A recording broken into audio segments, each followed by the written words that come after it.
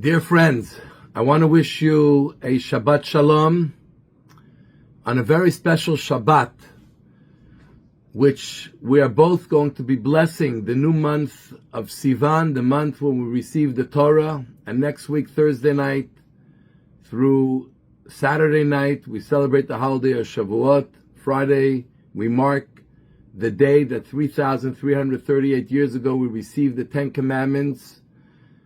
And we commemorate it every year by reading the Ten Commandments and coming together strongly in synagogues. And the Shabbat that the Rabbi encouraged many years ago as a Shabbat of unity, because for the Jewish people to receive the Torah, they had to arrive at Mount Sinai unified as one, ready for a mission that includes all of them equally in terms of responsibility and in terms of merit. And this is what this Shabbos represents. So it's very powerful. And it's even made more powerful by the fact that we begin reading a new book of the Torah, the fourth book of the Torah. And if you look at the portion, Bamidbar, the book is also called Bamidbar, meaning in the desert. In English, they refer to it as Numbers. Chumash HaPikudim, it's called elsewhere, the book of Numbers. And in the first portion, most of the portion is about counting. How Moshe was commanded to count the Jewish people. First for all the Jews, those the males between 20 and 60 can go out to battle. Then the entire tribe of Levi. And the firstborns, because the Levites had to redeem the firstborns who were supposed to be the one to serve God in the temple. And what the duty is.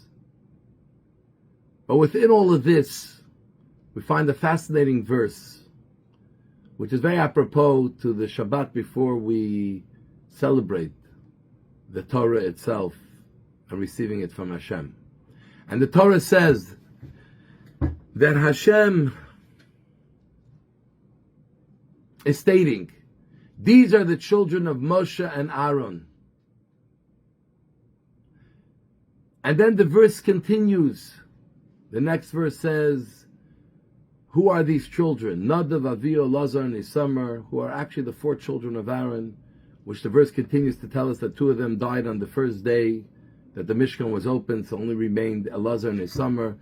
And the Torah refers to these four children of Aaron as Moshe's children as well. The Torah does not enumerate Moshe's children. And the question that's asked is, how can we call them the children of Moshe if they were Aaron's children? He gave birth to them. And Rashi, the foremost commentator of the Torah, tells us that because Moshe taught them Torah, it's as if he gave birth to them. This is a very powerful statement. There are many people who can play a role in someone's life. And we know parents alone do not shape their children. There are many other influences, teachers, mentors, family members. Many people influence and help shape the life of people as they're growing up.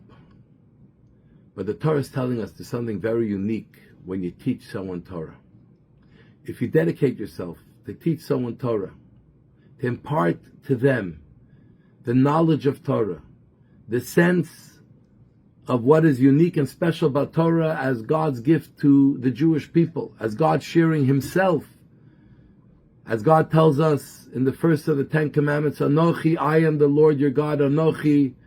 An Egyptian word stands for four Hebrew words. I have placed myself in the Torah. When you take the Torah, you take me. When someone gives over the Torah and its holiness in all of its meaning to someone else, you're not just imparting a piece of knowledge, you are actually not only shaping the person, it's as if you gave birth to the person. You bring something new into the life of the person, a new dimension of life. A parent brings their physical life and obviously their soul.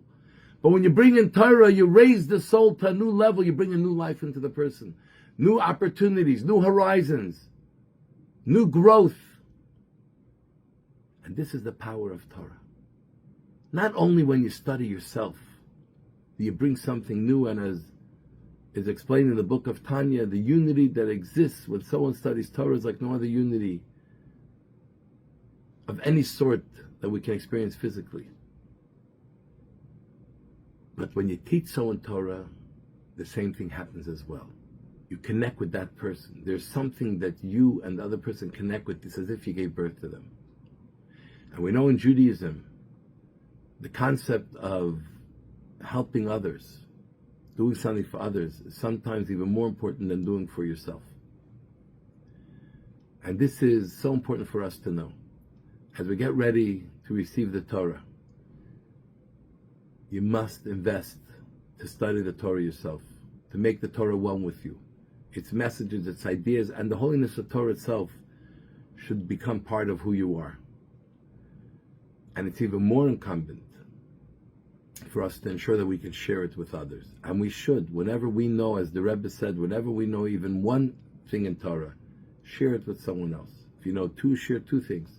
But always share, and share it with the excitement and the feeling of it being God's Torah, of not only learning Torah, but connecting to God, bringing God inside of you in a very real way.